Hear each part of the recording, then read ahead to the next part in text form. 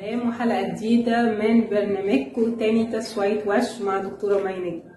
حلقتنا النهاردة بعنوان الغير معتذرين. الغير معتذرين دول مجموعة من الناس، وما كناش احنا نفسنا عندنا مشكلة في ان احنا نقول انا اسف او انا غلطت.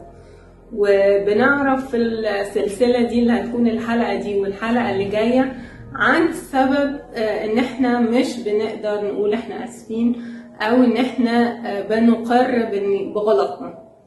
لقي ان في الدراسات قالت ان في مجموعه من الناس بتبقى ماشيه في الشارع عادي، ولو الشارع زحمه وانا خبطت حد تلقائيه شديده جدا ببص ورايا وبقول له انا اسف. لكن الناس دي لو حصل مثلا ان هي اذت، لو انا مثلا وحصل ان انا اذيت حد قوي في موقف او قلت كلمه بايخه قوي وشديده وموجعه، مش بعرف ارجع اقول للي انا اذيته انا اسف. ولما بنتكلم مع الناس دي بنكتشف ان هو مقتنع تماما ان انا بعتذر. ليه هو مقتنع؟ لان هو لو مشي في الشارع وهو ماشي هيقدر يقول انا اسف بمنتهى السهوله، لكن هو في المواقف الحقيقيه الحياتيه هو مش قادر يقولها انا اسف دي. الدراسات بتقول لنا ان في اسباب كبيره جوه نفسيه الغير معتذرين دول، وعشان كده سميناهم غير معتذرين، هي اللي بتسبب المشكله دي. ايه الاسباب دي؟ هي دي اللي هنعرفها في الحلقه دي وكمان الحلقه اللي جايه. اول سبب ان الاعتذار بالنسبه للغير معتذرين هو تهديد، هو حاجه بتهددني انا من جوه، اني ابان اني في مشكله كبيره معايا.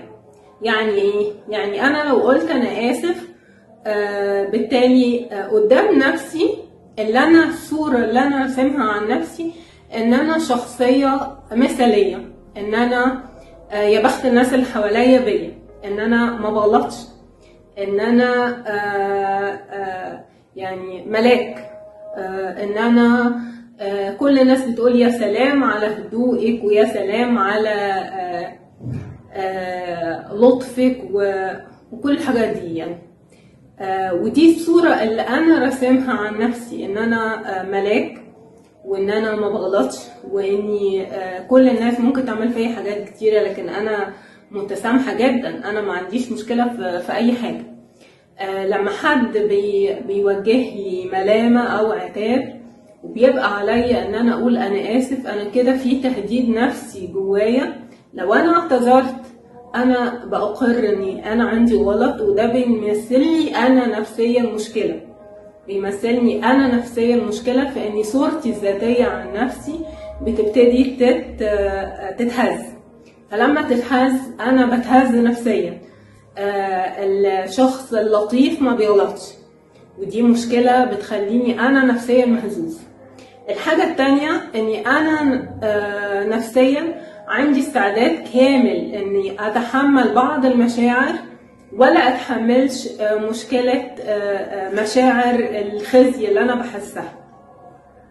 يعني ايه؟ يعني انا عندي استعداد اتحمل الغضب الناتج، او اتحمل البعد عن الناس وان انا اخلعهم خالص من حياتي وانفصل نفسيا عنهم تماما، ولا ان انا اطلعش ان انا غلطان. ليه؟ لان تهديد المشاعر ان انا غلطان دي بتحسسني بالخزي، بتحسسني مش بالخجل من نفسي الشديد، والاحساس ده انا ما عنديش استعداد ابدا ان انا استحمله. لكن عندي استعداد ان انا استحمل مشاعر الغضب ومشاعر الابتعاد عن الناس، وان انا ابقى وحدي، واني انفصل او انقطع عنهم حتى تماما. يبقى انا كأني نفسيا انا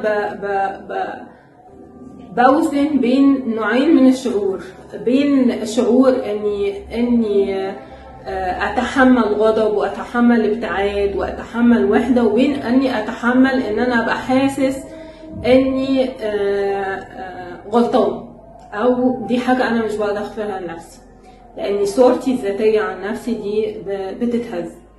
الحاجة الثالثة اللي هنقولها واخر حاجة هنقولها الحلقة دي والحلقة اللي جاي هنكمل، اني لما بغلط كل الناس بيجيلها لما بغلط احساس بالذنب.